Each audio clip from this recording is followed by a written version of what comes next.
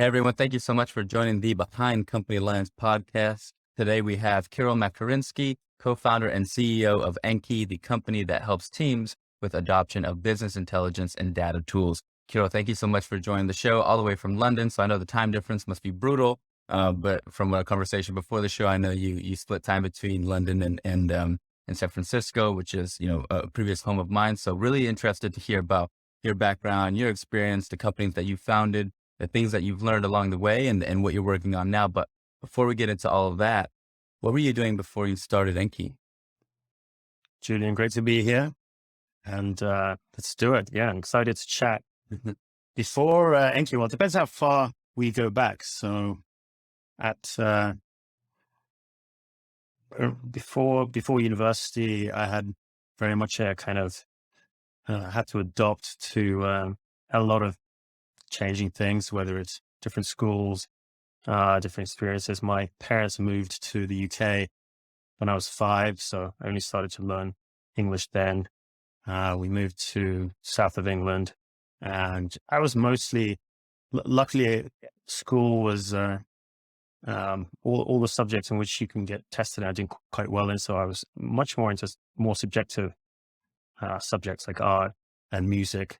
Played the piano pretty much every day from 10 to 18. Got quite involved into art, and then once I started thinking about university, math was the kind of big area I got into. GEB was a kind of big book that influenced me. And for about 2 months at university, I thought maybe I could become a mathematician, or at least was thinking about that. And thank God, pretty quickly realized I wasn't going to be one of the best in the world at that. And pretty much at that point started to get interested in building things, startups.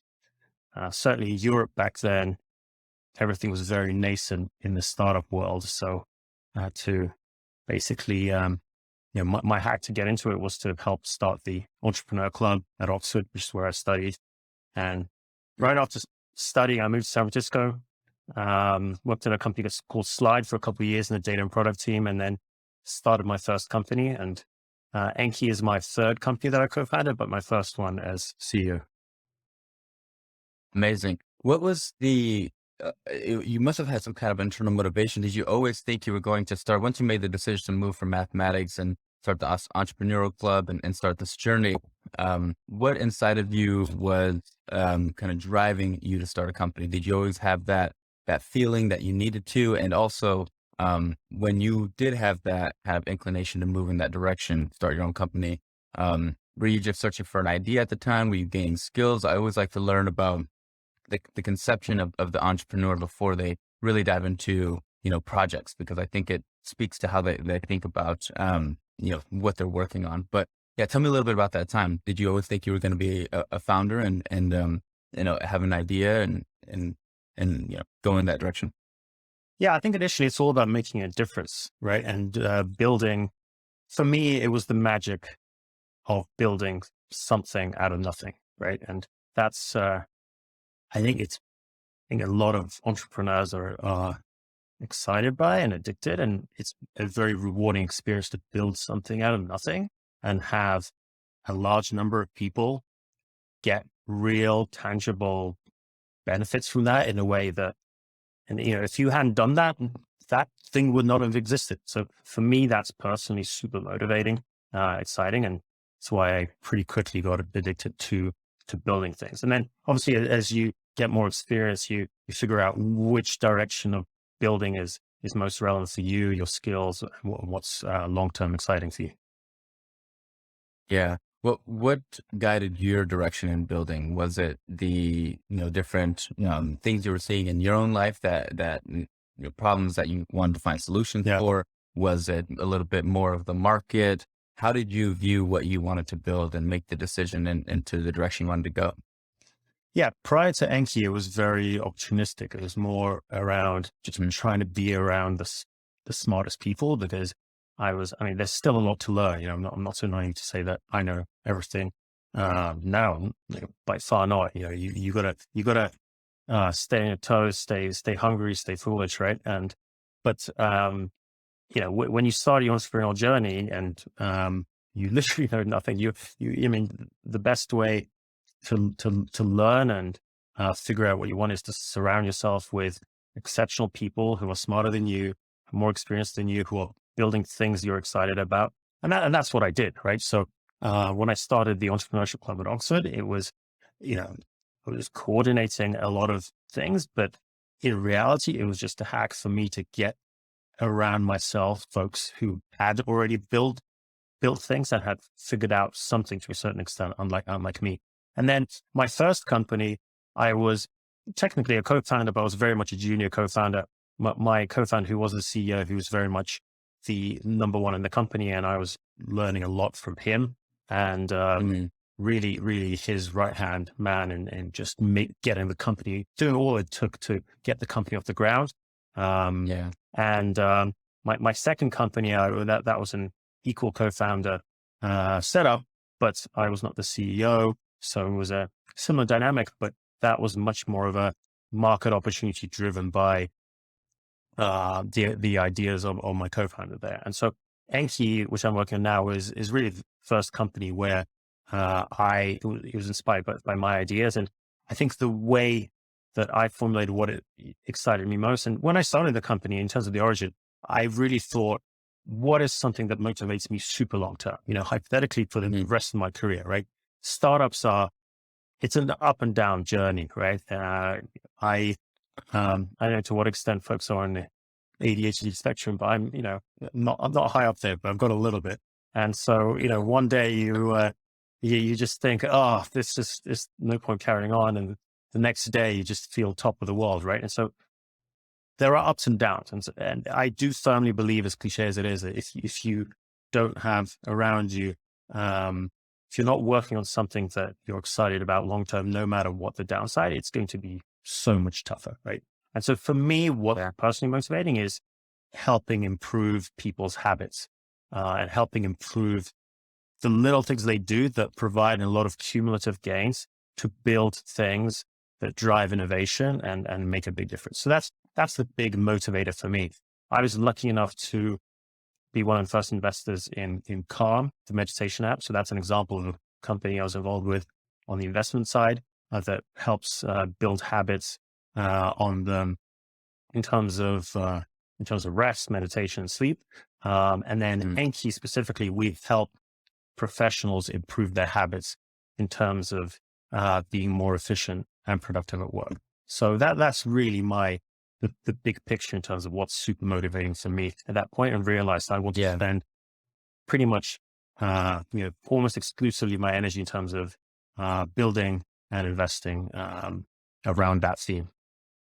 Yeah, I definitely want to dive into Enki because I think there's so much value out of building a tool that helps other professionals really get into a high proficiency level with whatever they're using because it accumulates Yeah. so much success in the day-to-day operations. But selfishly, I want to ask about this first experience that you had as kind of a junior founder because currently I'm in a similar position with my co-founder where he is ran a few companies. This is my first, I would say, now that you can coin that term, junior co-foundership. And so one thing I do struggle with is it's hard to know where the ownership lies as someone with less experience and how to really make decisions. Maybe, I don't know if you've had a similar experience and kind of balance out the necessities of what you need to do for the company, but also the career and personal growth because I think they do take a lot of attention. Did you find yourself?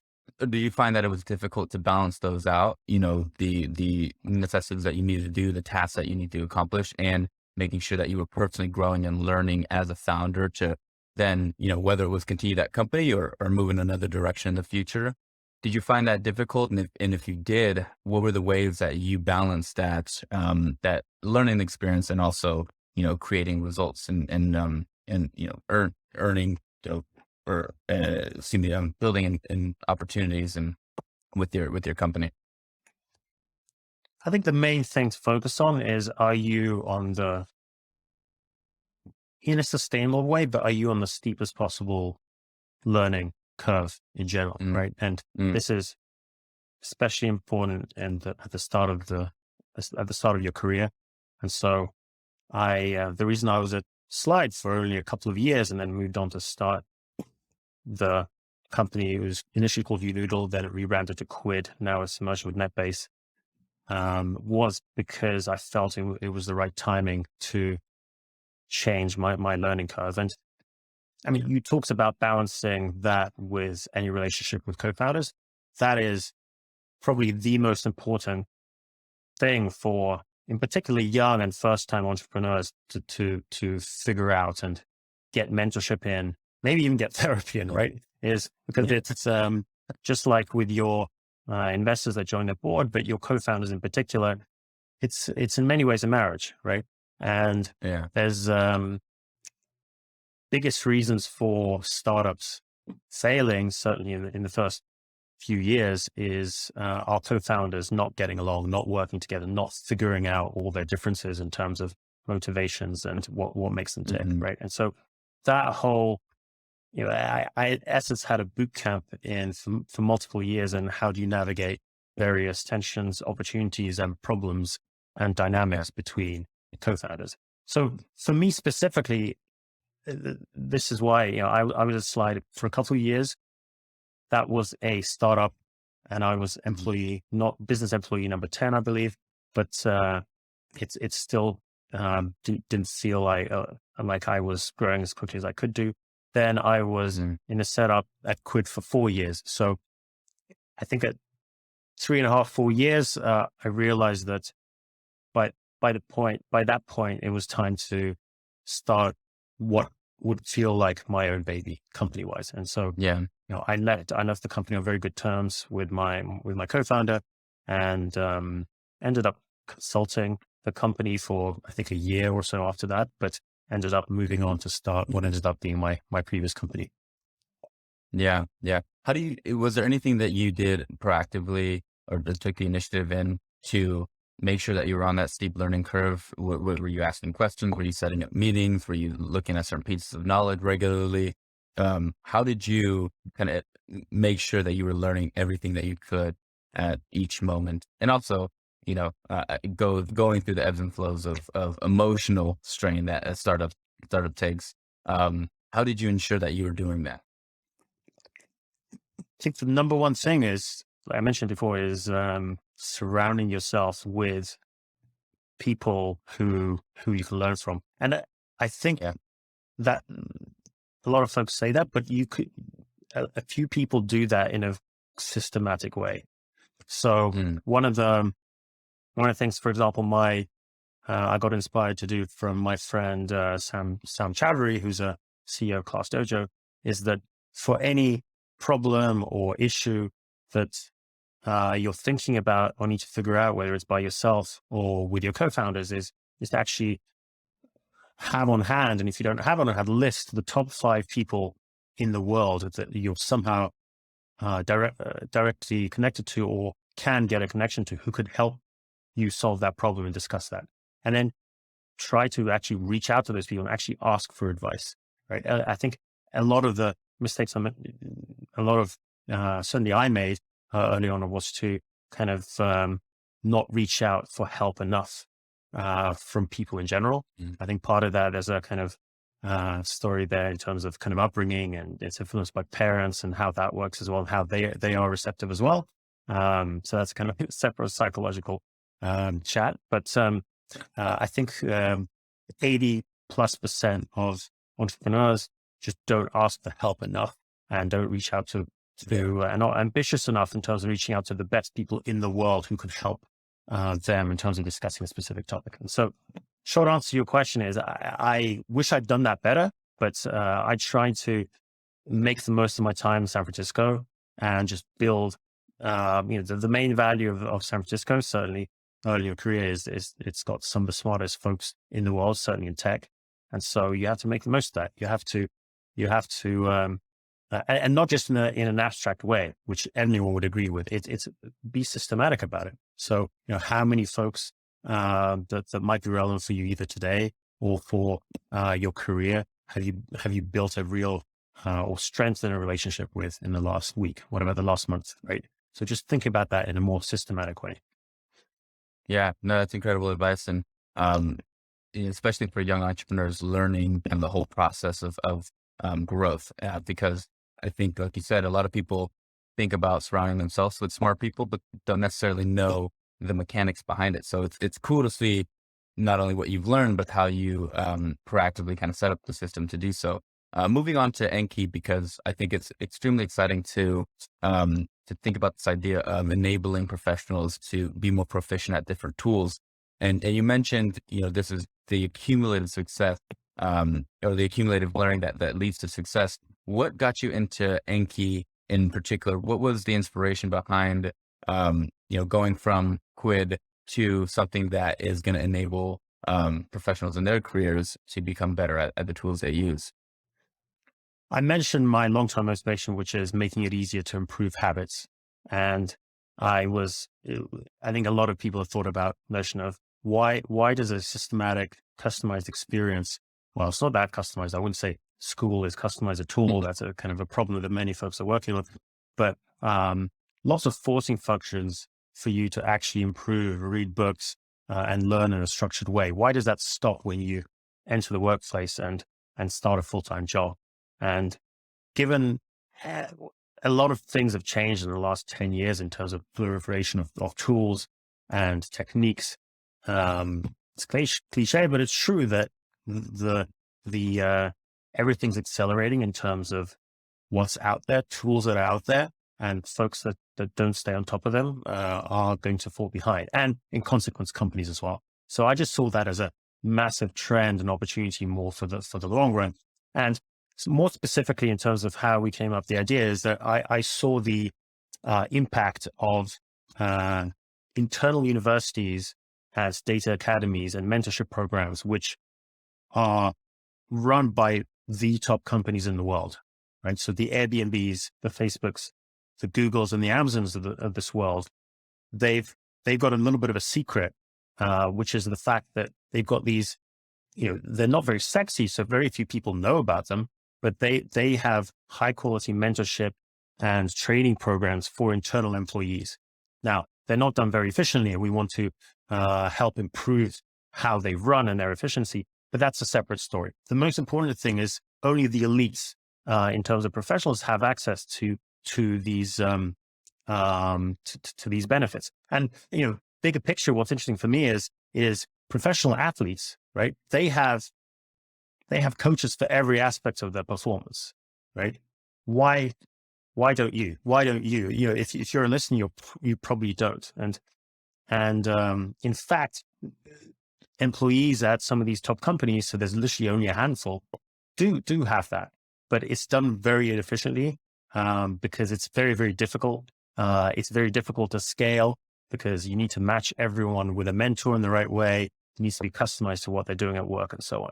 And so I saw the huge benefit of these programs, and I just want to democratize that experience for all professionals. And it turns out, we started to do that with software and our network of experts. Yeah.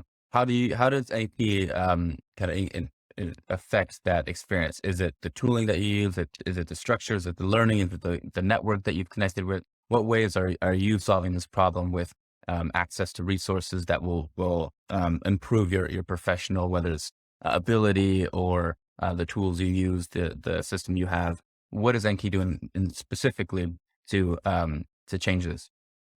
So the key thing is to get employees at scale. So whether it's a large number of employees at a large company, or even if you have 150 employees in your company, it's just very, very hard to get a large number of them to learn or be very good at a non-trivial tool, right?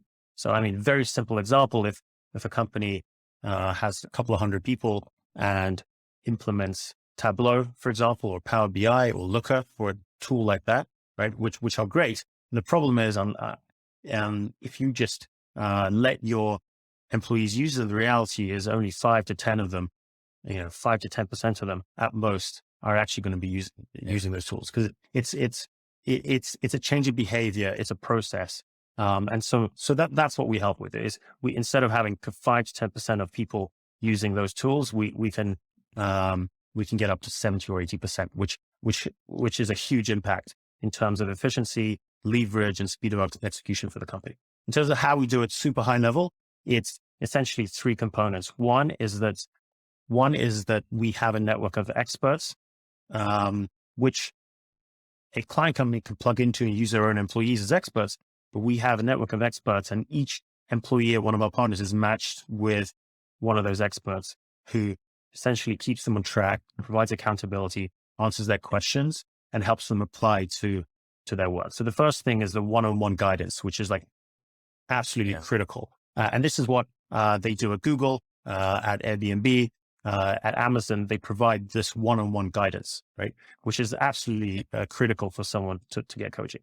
The second thing is everything's focused on end goals, right? So you don't want to, the problem with online courses is, aside from the fact that no one finishes them, is the fact that they're not applied to specific workflows and use cases, right? And so we we're laser focused on specific workflows customized to each employee, right? So someone isn't just going to be learning Looker, they're going to be learning how to build a specific dashboard that improves an existing workflow with the help of Looker, as an example. And the third thing is we are, at this point, we spent 4 years on this. We're definitely, without being humble, the best in the world at getting a large number of people to actually come together and do things which are not critically urgent, but very important, right? So it's a people ops problem of how do you get hundreds, if not thousands of people to actually work through exercises which will make a big dent and impact on their productivity, but they just won't have time for in their own ways, right? So there's cohort-based learning. We have smart notifications when you're integrated with Slack and email. We have lots of discussion prompts. We have a systematic process where, in terms of conversations with the mentor that are part of the platform, right? So all these things are essentially forcing functions to get a large number of busy professionals to actually go through the steps necessary to learn non-trivial tools. Incredible. Tell us a little bit about the traction. Who are you working with now? What have you seen in terms of the results of increased productivity? Tell us a little bit more about the growth of the company. Kind of where are you seeing kind of month to month the success of companies adopting your platform as a way to teach their internal teams? Yeah. So we have a B2C product, consumer product. So individual employees, individual folks who are in between jobs can use our app to sharpen their skills. So we have a couple of million users of that product, and about 10,000 of them pay for a premium version, which is basically more interactive and has a bit of mentorship built in. And then we have an enterprise version, which is our product for teams. And there we have several large partners where most of their employees are on the platform, and they're using our platform to get up to speed with tools that their companies are using. And the impact is it's incredibly motivating, right? Because we have non-technical folks, a lot of non-technical folks, who would think that, when we mention Python to them, they're like, oh, this is a snake, right? We have non-technical folks who didn't think they could do anything but what they've been given. And suddenly they feel like they've adopted superpowers, right? And without this process, which we've integrated in their company, they just wouldn't have been able to do that, right? So it's incredibly motivating to see that impact from folks who just wouldn't otherwise have been able to do that. And the reality for companies have a lot of people like that who may be smart, but just they don't have the habits and haven't been taught this at school or previously how to use these tools. And the impact on the company is huge, right? Because folks have streamlined workflows, they work faster. We show to companies, our partners, actually how much time is saved because of faster workflows, and also how much time is saved across all teams because of increased efficiency. So that's kind of why companies enjoy working with us, because we can actually show a very specific ROI in terms of hours saved of each employee from being on the platform. So, and that translates to increased leverage, right? Because the faster you move, the more leverage you have for efficient growth.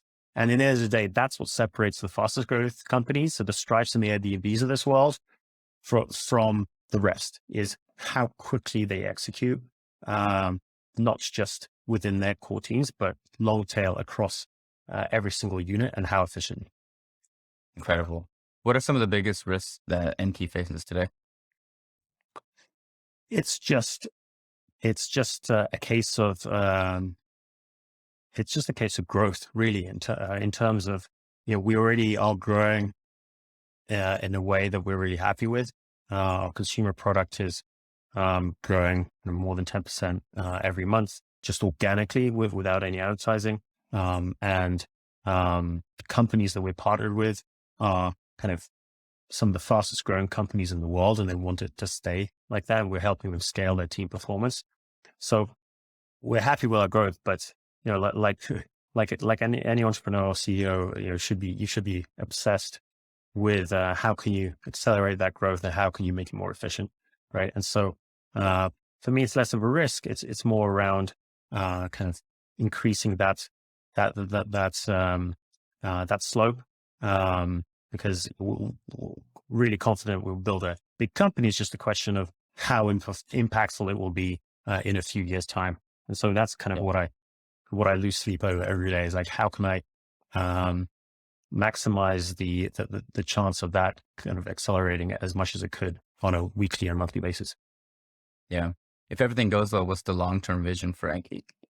Well, look, I firmly believe and this is what's super motivating for me, every professional should have a mentor for the tools and skills that are optimal for their role and for their career. And there should be a systematic process to ensure that that is something that's customized for you and in line with your long-term goals, right? And what that leads to is a dramatic impact on the efficiency and productivity of that employee. And for the company, it massively impacts the leverage of how effective they are, right? And so that's interesting. I think that's really exciting, because that, I think, is one of the biggest ways to impact innovation and economic growth in generally globally, right? So that's the goal. Is I really believe everyone has the capacity, every professional has the capacity to have a mentor or multiple mentors that are helping them adopt the tools and skills that are as important as possible for their work and their longer term career. Yeah. Yeah. I love to always ask this question, one for selfish research, but also for my audience. What keeps you motivated? What are ways, because, the journey of being an entrepreneur, like you mentioned earlier, is sometimes you feel like, everything's crumbling underneath you. Other days you're on top of the world. What are some ways that you kind of stay motivated throughout, the different circumstances of what a startup faces?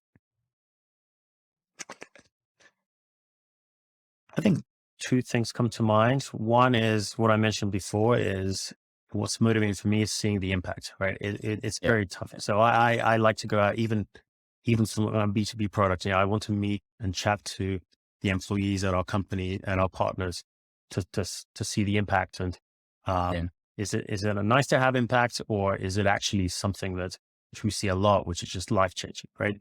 And that's super motivating, right? And by the way, one really important takeaway maybe for every entrepreneur is to really share that impact to the rest of the team, because that's incredibly motivating, not just for you, but to everyone on the team. Believe me, like your developer that's working on a feature and then sees in one of the Slack channels how that feature is loved by, even if it's a small number of users, but a certain number of users has made a difference. It's incredibly motivating, right? It's and so share those wins, that impact across the team. And we have multiple Slack kind of channels of sharing some of those reviews, the impact as well. And that's incredibly motivating for the team in general. So that's the first thing, more kind of the entrepreneurial answer. I guess the less, entrepreneurial answer is, I think travel. Everyone talks about traveling and seeing the world. I think one, as something that's very beneficial. I think one non-obvious benefit is you see just how problems are solved and how people live in different situations, right? And that's motivating, first of all, because of it helps you figure out how to solve problems from different angles, right? in different ways. And secondly, in the end of the day, I think if you're building something that's that's that's impactful and important, it needs to be on a global scale, right? And so understanding your users, your customers from a global perspective, from as early as possible is both motivating, but really, really important. Yeah. Yeah. Another bonus question that I love to ask founders as they come onto the show, just for, inspiration and ideas to help not only me, but my audiences. What books or people have influenced you the most, either early on in your career, now, or at any point in time while you were going through this entrepreneurial journey? Let me see. So the first one that comes to mind was probably the first book I read cover to cover, which is a very cliche book, but maybe not at the age that most people read it. So I think I read The 7 Habits of Highly Effective People when I was 12. And that was around the age when I think at 11 was when I started being, 11 to 13 was my period when I was a bit of a know-it-all with my parents. I thought I thought I knew everything. And Figured it out. Yeah. that was the time when my youngest brother and sister, who were twins, they were born when I was 11. I remember giving them advice about how to raise the kids. I was giving quite, maybe, I don't know if, not sure if aggressive is the right word, but certainly opinionated feedback, as if I already knew a lot about the world. Right. And so those 2 years were probably the only 2 years when I've had a lot of tension with my parents. And I remember between 12 and 13, I read 7 Habits of Highly Effective People when I was 12, cover to cover. And that had a big impact on my relationship with, well, people in general, but specifically with my parents, because I started to see things from their point of view and a lot of advice there. So give that book to your 11-year-old kids if they're already reading. And then what comes to mind is when I was 15, 16, started to think about the future and my career. I remember Richard Branson's autobiography having a big impact. So growing up in England, he was the number one entrepreneur in terms of PR, and folks my age we knew about. And so his story was inspirational purely in terms of bias to action, in terms of that side of leadership and just making things happen. And like I mentioned before, making something out of nothing and the magic around that, and getting people to experience that in an amazing, new, novel, interesting way. So that was a big inspiration at that age. Remember when I was 18, I was starting to think about, I was applying for math at Oxford, and I remember GEB, Gödel, Escher, Bach being an inspiration.